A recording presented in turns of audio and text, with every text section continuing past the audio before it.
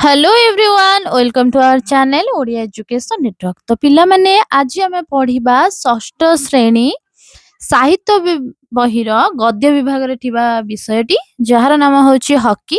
तार पाठ अंतर्गत प्रश्नावली सब आमे आज आलोचना करिबा। तो मो बुझिबारे देछि प्रश्न गुडी को पढ़िबा चलो। क नंबर प्रश्न रे दिया निम्न दिया जाइथिबा प्रश्न गुड़िकर ठीक उत्तर पाखरे तारा चिन्ह दियो। तो निम्न रे केते गुडी प्रश्न दिया जाइछि जोटी सठिक उत्तर थिबा हमें ता पाखरे कोन करिबा तारा चिन्ह देबा। तो एक नंबर प्रश्न रे दिया जाइछि स्वास्थ्य ही संपद, कारण स्वास्थ्य ठीक थिले कोन हबो ऑप्शन ने पढ़।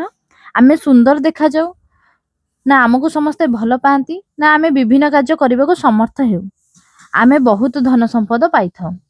तो सठिक उत्तरटी हेबो आमे विभिन्न कार्य करबा को समर्थ हेउ। जतबेला हम स्वास्थ्य भल थाए तबेला हमकु कार्य करबा को शक्ति मिले, तो सेथिबे आमे विभिन्न कार्य करबा को कोन हेइथाऊ समर्थ हेइथाऊ। तबरे 2 नंबर प्रश्न देछि लोक माने मेजर ध्यानचंद को हॉकीर जादूगर बोली आख्या देइथिले, कारण कोन? मेजर जो ध्यानचंद थिले तांको हॉकीर जादूगर कह जाउतला। कोन पई कह जाउतला? कारण से लोक माने ध्यानचंद को बहुत भल पाउथिले, ना तांको हॉकी बाड़ीर अन्य वैशिष्ट्य थिला, ना हॉकी रे से चमकप्रद खेल खेलुथिले, ना से भारतीय हॉकी दलर नेतृत्व नेइथिले। कारण से हॉकी रे से चमकप्रद खेल खेलुथिले माने बहुत भल खेलुथिले, सेति पई तांको हॉकीर जादूगर बोली कुहा जाउथिला। तापर 3 नंबर प्रश्नटी देछि पिला माने बाछित उत्तर गुडी को निज संग माने सहित आलोचना करिवो। तो पिला माने तुमे आलोचना करी के एटा लिखि देबो। एटा नेसेसरी प्रश्न नथिबारु मु देई नाही। तापर प्रश्न गुडी को चलो पढिबा। तापर देछि मिली मिसी जोड़िबा। पाठरु किछि मनोनीत शब्द निम्न रे दिया जाइछि, निज दल रे एहा ऊपर आलोचना करी सेगुडी को ठीक अर्थ बा वाक्य सहित जोड़। एहा पई आवश्यक पड़िले तुमे इंटरनेट बा अभिधान बा शिक्षक मानक सहायता नै परिबो। तो देखो एपटे केते गुडी को शब्द दिया जाइछि एवं तार अन्य पार्श्व रे अर्थ किंबा प्रसंग व्याख्या करा जाइछि। तो ठीक शब्द सहित आमे तार अर्थ को गारटाणी जोड़िबा। तो प्रथम देइछि झांसी। तो प्रथम एटे देइछि झांसी। झांसी किए थिले? जणे हॉकी खेलाली ध्यानचंद को जन्मस्थान अटे। कोन जणे हॉकी खेला? तो प्रथम प्रश्न देइछि झांसी। तो झांसी के आमे जोड़िबा केउठी? झांसी कौन थिला? ना हॉकी खेलाली ध्यानचंद को जन्मस्थल अटे एटा। तो तुमे सेठा को जोड़िबा। तो तापर देइछि 2 नंबर रे हॉकी स्टिक। हॉकी स्टिक कौन थिला? हॉकी स्टिक होउछि हॉकी खेलाली हाथ रे धरतिबा खेलुथिबा बाड़ी को आमे हॉकी स्टिक बोली कहिथाऊ। सेबरे भाबरे टोकियो। टोकियो कोन? टोकियो गोटे शहर, यह जापान रो राजधानी मध्य। तापर असला व्यायाम। व्यायाम कोन? नियमित शारीरिक रे अंग चालन रो कौशल को आमे व्यायाम बोली कहिथाऊ। सेबरे भाबरे 5 नंबर देइछि माइकल किंडो। माइकल किंडो किए थिले? ओडिसा रे जणे हॉकी खेलाड़ी थिले। से 1975 मसिया रे अनुष्ठित विश्व हॉकी प्रतियोगिता रे भाग नै भारत को विश्व विजयी करथिले एवं तांकर घर ओडिसा रो सुंदरगढ़ रे अवस्थित। 6 नंबर प्रश्न कोन देइछि ओलंपिक। ओलंपिक देइछि कोन? ओलंपिक गोटे अंतर्जातीय खेल अनुष्ठान, यह प्रति 4 वर्ष रे थरे खेला जाउ थाए। तो मु ठीक शब्द पाखरे तार अर्थ कहि देली, तुमे माने खाता रे गारटाणी देइ दबो। तापर प्रश्न दिया जाइछि वाक्य संपर्कित आलोचना। उक्त विषय रु मनोनीत किछि वाक्य निम्न रे दिया जाइछि, एहा को ध्यान रो सह पढ़ एवं एहा ऊपर चिंता कर। तुमे एहार अर्थ कोन बुझिलो दल रे आलोचना करी लेख। तो ऊपर जो शब्दटी दिया जाइछि, जो वाक्यटी दिया जाइछि क नंबर रे ताको हमें पढ़िबा एवं कोन बुझिले लिखिबा। तो प्रथमे क नंबर रे कोन दिया जाइछि स्वास्थ्य हमर अमूल्य संपद। तो तुमे आदर कोन बुझुछ? हमर स्वास्थ्य ठीक थिले आमे नाना प्रकार काम करबा को समर्थ हेथाऊ। स्वास्थ्यगत असुविधा देखा देले दैनंदिन जीवन रे नानाविध समस्या देखा जाए। स्वास्थ्य ठीक थिले शिक्षा मध्य बा अन्य कार्य करबा पई आमे समर्थ हेउ। जदि संपद बोली काहा को कुहा जाए तेबे स्वास्थ्य ही प्रकृत संपद बोली कुहा जिवो। तेनु स्वास्थ्य ही हमर एक अमूल्य संपद। एई उक्तिटी यथार्थ अटे। तो तुमे बुझी पाइलो, जहार स्वास्थ्य भल थाए तार सब किछि ठीक भाबरे परिचालना होई थाए ता जीवन रे, किंतु जहार स्वास्थ्य भल न थाए ता जीवन रे बहु प्रकार असुविधार से सम्मुखीन होई थाए। ସେଥିପାଇଁ କୁହାଯାଏ ଯେ ସ୍ୱାସ୍ଥ୍ୟ ହିଁ ଆମର ସମ୍ପଦ। ତ ପ୍ରଥମ ସମ୍ପଦ ହିସାବରେ ଯଦି ଆମେ କାହାକୁ ନବା ସ୍ୱାସ୍ଥ୍ୟକୁ ନବା। ସେହିପରି ଭାବରେ 6 ନମ୍ବର ପ୍ରଶ୍ନଟି ପଢିବା। କଣ ଦେଇଛି? ଦର୍ଶକ ବୃନ୍ଦ ତାଙ୍କୁ ଏକ ସ୍ୱରରେ ହକି ଖେଳର ଯାଦୁଗର ବୋଲି ଆଖ୍ୟା ଦେଇଥିଲେ। ତ ତୁମେ ମାନେ ସାଧାରଣତଃ ଜାଣିଥିବ ଯାଦୁଗର ମାନେ କଣ? ତାଙ୍କର ଯାଦୁର ଛଡିରେ ଯେପରି ବିଭିନ୍ନ ପ୍ରକାର କର୍ତ୍ତବ୍ୟ ଦେଖାନ୍ତି, ଆମକୁ ଆକୃଷ୍ଟ କରିଥାନ୍ତି, ସେହିପରି ଭାବରେ ଏଠି କାହା କଥା କୁହାଯାଇଛି? ଧ୍ୟାନଚାନ୍ଦଙ୍କ କଥା। ସେ କଣ କରିଥିଲେ? 1936 ମସିହାର କଥା। ସେହି ବର୍ଷ ବର୍ଲିନ ଠାରେ ଅଲିମ୍ପିକ କ୍ରୀଡା ହେଉଥିଲା। ଭାରତୀୟ ହକି ଦଳର ନେତୃତ୍ୱ ନେଇଥିଲେ ଝାନ୍ସୀ ବୀର ଧ୍ୟାନଚାନ୍ଦ। ସେ ସେଠାରେ ଖୁବ୍ ଚମକପ୍ରଦ ଖେଳ ପ୍ରଦର୍ଶନ କଲେ। ତାଙ୍କର ଅସାଧାରଣ କ୍ରୀଡା ନିପୁଣକୁ ଦେଖି ଲୋକଙ୍କ ମନରେ ମଧ୍ୟ ସନ୍ଦେହ ହେଲା। ଲୋକମାନଙ୍କର ସନ୍ଦେହ ହେଲା ଯେ ଧ୍ୟାନଚାନ୍ଦ କୁହୁକ ବାଡି ବ୍ୟବହାର କରୁଛନ୍ତି କିମ୍ବା ସେଥିରେ ସେ କୌଣସି ଅଠା ଲଗାଇଛନ୍ତି। ଲୋକଙ୍କର ଏହି ସନ୍ଦେହ ମୋଚନ ପାଇଁ ତାଙ୍କୁ 2-3 ଥର ହକି ଷ୍ଟିକକୁ ବଦଳାଇବାକୁ ପଡିଥିଲା। ଧ୍ୟାନଚାନ୍ଦଙ୍କର ଏପରି ଚମକପ୍ରଦ ଖେଳ ଦେଖି ସମସ୍ତେ ଏକ ସ୍ୱରରେ ତାଙ୍କୁ କହିଲେ କଣ? ହକି ଖେଳର ଯାଦୁଗର। ତ ତୁମେ ବୁଝିପାରିଥିବ। ତାପରେ ଲେଖିବା ବୁଝି ବିଚାରି ଲେଖ। ତା ପରେ ମଧ୍ୟ କିଛି ପ୍ରଶ୍ନ ଦିଆଯାଇଛି, ତ ତାକୁ ଆମେ ବୁଝି ବିଚାରି ଉତ୍ତର ଲେଖିବା।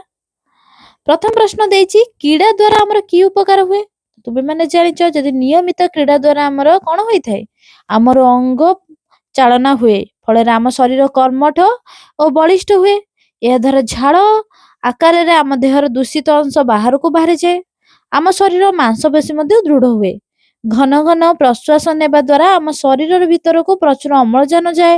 ଆମେ ବିଭିନ୍ନ କାର୍ଯ୍ୟ କରିବାକୁ ମଧ୍ୟ ସମର୍ଥ ହେଇଥାଉ।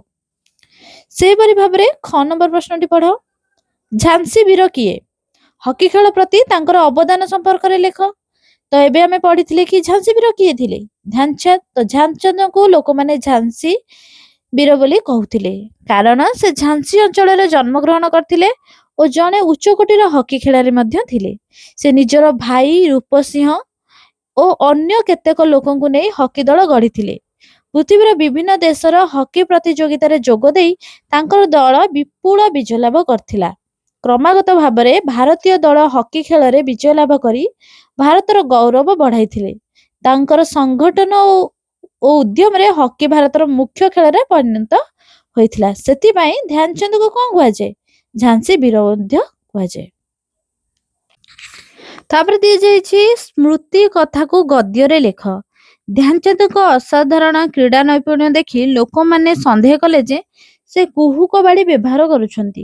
ଉକ୍ତ ବାକ୍ୟଟିକୁ ପଢିଲେ ଏମିତି ଲାଗେ ଯେପରି ଲେଖକ ଧ୍ୟାନଚାନ୍ଦଙ୍କ ଅସାଧାରଣ ଦକ୍ଷତାକୁ ପାଠକଙ୍କ ସହ ପରିଚିତ କରାଉଛନ୍ତି। ତୁମେ ଯଦି ଧ୍ୟାନ ଦେବ ତେବେ ଏହି ପାଠରେ ଏପରି ଅନେକ ବିଶେଷ କଥା ତୁମେ ନଜରକୁ ଆସିବ। ଏହି ପାଠକୁ ଆଉଥରେ ପଢ।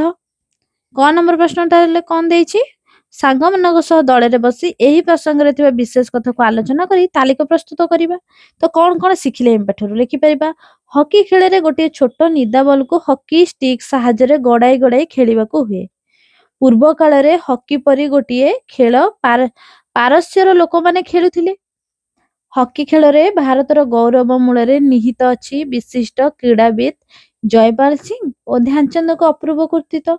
ସେପରି ତୁମେ ଆଉ ଲେଖିପାରିବ ମଧ୍ୟ ହକି ଖେଳିଲା ବେଳେ ହକି ବଲର ଚଞ୍ଚଳ ଗତି ସହିତ ସତେ ଯେପରି ଧ୍ୟାନଚାନ୍ଦଙ୍କ ସମୁଦାୟ ଶରୀର ତାଳ ଦେଇ ଚାଲିଥାଏ। ଆହୁରି ମଧ୍ୟ ଲେଖିପାରିବ ଓଡ଼ିଶାର ଖେଳାଳି ମାଇକେଲ କିଣ୍ଡୋ ଦକ୍ଷତାର ସହିତ ଖେଳି ସମସ୍ତଙ୍କୁ ଚମତ୍କୃତ କରିଥିଲେ। ସେପରି ଭାବରେ 6 ନମ୍ବରରେ କଣ ପ୍ରଶ୍ନ ଦେଇଛି ପଢ। ପ୍ରସ୍ତୁତ କରିଥିବା ତାଲିକାକୁ ଶ୍ରେଣୀରେ ଉପସ୍ଥାପନା କର। ତ ତୁମେ ଯୋଉ ତାଲିକା ମାନେ ମୁଁ ଯୋଉ କହିଲି ଏବେ ତାଲିକାଟି ତୁମେ ପଢିକି ଶ୍ରେଣୀରେ ତୁମେ ତୁମ ଶିକ୍ଷକଙ୍କ ନିକଟରେ ଉପସ୍ଥାପନା କରିବ। ସେହିପରି ଦେଇଛି ଆଉ କଣ ଯୋଡି ଶବ୍ଦ। ଚାଲ ଯୋଡି ଶବ୍ଦ କଣ ଦେଖିବା। କରେ ପ୍ରଶ୍ନ ଦେଇଛି ଆମ୍ଭେମାନେ ମନେ ରଖିବା ଯେ ଖେଳି ଖେଳି ଅତ୍ୟଧିକ ହାଲିଆ ହେବା ପର୍ଯ୍ୟନ୍ତ ଖେଳିବା ଉଚିତ ନୁହେଁ। ଏହି ବାକ୍ୟରେ ଖେଳି ଖେଳି ଗୋଟିଏ ଯୋଡି ଶବ୍ଦ। ସେହି ଯେଉଁଥିରେ ଗୋଟିଏ ଶବ୍ଦକୁ 2 ଥର ବ୍ୟବହାର କରାଯାଏ ତାକୁ ଯୁଗ୍ମ ଶବ୍ଦ କୁହାଯାଏ। ତ ତୁମେ ମାନେ ଏପରି 5ଟି ଯୁଗ୍ମ ଶବ୍ଦ ଲେଖ। ତ ତୁମେ ମାନେ ଲେଖିପାରିବ ଭଳି ଭଳି, ଢଳି ଢଳି, ସରି ସରି, ଧରି ଧରି, କରି କରି। ତ ଏହିପରି ଭାବରେ ତୁମେ 5ଟି ଶବ୍ଦ ଲେଖିପାରିବ। ସେପରି ଭାବରେ ଖରେ ଦେଇଛି ପ୍ରଶ୍ନ କଣ। ହକି ଖେଳରେ ନିୟମ କାନୁନ ପ୍ରସ୍ତୁତ ହୋଇଥାଏ। ଏହି ବାକ୍ୟରେ ମଧ୍ୟ ତମେ ଗୋଟେ ଯୁଗ୍ମ ଶବ୍ଦ ଦେଖିପାରୁଛ, କିନ୍ତୁ ଏହି ଯୁଗ୍ମ ଶବ୍ଦରେ ଦୁଇଟି ଯାକ ଶବ୍ଦ ଭିନ୍ନ ଅଛି, ଅର୍ଥାତ୍ ସମାନ ନୁହନ୍ତି। ତ ତୁମେ ମାନେ ମଧ୍ୟ ଏହିପରି 5ଟି ଯୁଗ୍ମ ଶବ୍ଦ ଲେଖ ଯେଉଁଥିରେ ଦୁଇଟି ଯାକ ଶବ୍ଦ ଭିନ୍ନ ହୋଇଥାନ୍ତି। ତୁମେ ଲେଖିପାରିବ ଯେମିତି ଥଟ୍ଟା ତାମସା, ଧନ ଜୀବନ, ଲାଳନ ପାଳନ, ଲାଜ ସରମ, ମାୟା ମମତା। ଏହିପରି ଭାବରେ ତୁମେ 5ଟି ଯୁଗ୍ମ ଶବ୍ଦ ଲେଖିପାରିବ। ତୁମ ମନକୁ ମଧ୍ୟ ଯେଉଁ ଯୁଗ୍ମ ଶବ୍ଦ ଆସୁଛି ତୁମେ ପିଲାମାନେ ଲେଖିପାରିବ। ମୁଁ ଯାହା କହୁଛି ସେଇଟା ଛାଡ଼ିକି ମଧ୍ୟ ତୁମେ ଆହୁରି ମଧ୍ୟ ଲେଖିପାରିବ ମନରୁ। ତାପରେ ଗ ନମ୍ବର ଦେଇଛି ଟେବୁଲ ଟେନିସ୍, ପୁଚି ପ୍ରଭୃତି ଖେଳ ଉଭୟ ଘର ଭିତରେ ଓ ବାହାରେ ଖେଳାଯାଏ। ଏହି ବାକ୍ୟଟିରେ ଯେଉଁ ଶବ୍ଦ ଦୁଇଟି ତଳେ ଗାର ଦିଆଯାଇଛି, କେଉଁ ଶବ୍ଦରେ ଗାର ଦିଆଯାଇଛି? ଭିତରେ ଆଉ ଗୋଟେ ବାହାରେ। ତ ତାକୁ ଧ୍ୟାନର ସହ ପଢ଼। ଆମେ ଏ ଶବ୍ଦକୁ ମଧ୍ୟ ଏହିପରି ଲେଖିପାରିବା ଯେପରି ଭିତରେ ବାହାରେ। ଏହା ଏକ ଯୋଡ଼ି ବା ଯୁଗ୍ମ ଶବ୍ଦ। ଏହି ଶବ୍ଦଟି ପରସ୍ପରର ବିପରୀତ ଅର୍ଥକୁ ବୁଝାଉଛି। ତ କେତେ ଗୁଡ଼ିଏ ତୁମେ ଯୁଗ୍ମ ଶବ୍ଦ ଲେଖିବା ଆମେ, ଯୋଉଟାକି ବିପରୀତ ଶବ୍ଦ, ଯେମିତି ଭଲ ମନ୍ଦ ଲେଖିପାରିବ, ରାଜା ପ୍ରଜା, ଆକାଶ ଓ ପାତାଳ, ଗୁରୁ ଓ ଶିଷ୍ୟ, ଆୟ ଓ ବ୍ୟୟ, ଜନ୍ମ ଓ ମୃତ୍ୟୁ। ତ ଏଗୁଡ଼ିକ ସବୁ କ'ଣ? ଯୋଡ଼ି ଶବ୍ଦ। ତୁମେ ଏହିପରି ଭାବରେ ଯୋଡ଼ି ଶବ୍ଦ ଲେଖିପାରିବ। ଏହିପରି ଭାବରେ ଆମେ ସମସ୍ତ ପ୍ରଶ୍ନଟିକୁ ଆଲୋଚନା କରିନେଲେ। ଆଶା କରୁଛି ଆପଣମାନେ ସବୁ ବୁଝିପାରିଥିବେ। ତ ଏହିପରି ଷ୍ଟଡି ରିଲେଟେଡ୍ ଭିଡ଼ିଓ ପାଇବା ପାଇଁ ଆପଣମାନେ ଆମ ଚ୍ୟାନେଲକୁ ସବସ୍କ୍ରାଇବ୍ କରନ୍ତୁ, ଯାହାର ନାମ ହେଉଛି ଓଡ଼ିଆ ଏଜୁକେସନ୍ ନେଟୱାର୍କ। ତା ସହିତ ପାଖରେ ଥିବା ବେଲ୍ ଆଇକନ୍କୁ ଦବାଇ ଦିଅନ୍ତୁ, ଯାହାଫଳରେ ଆମେ ଅପଲୋଡ଼ କରୁଥିବା ପ୍ରଥମ ଭିଡ଼ିଓ ନୋଟିଫିକେସନ୍ ଆପଣମାନଙ୍କ ପାଖରେ ପହଞ୍ଚିଯିବ। ଦେଖା ହେବା ପରବର୍ତ୍ତୀ ଭିଡ଼ିଓରେ।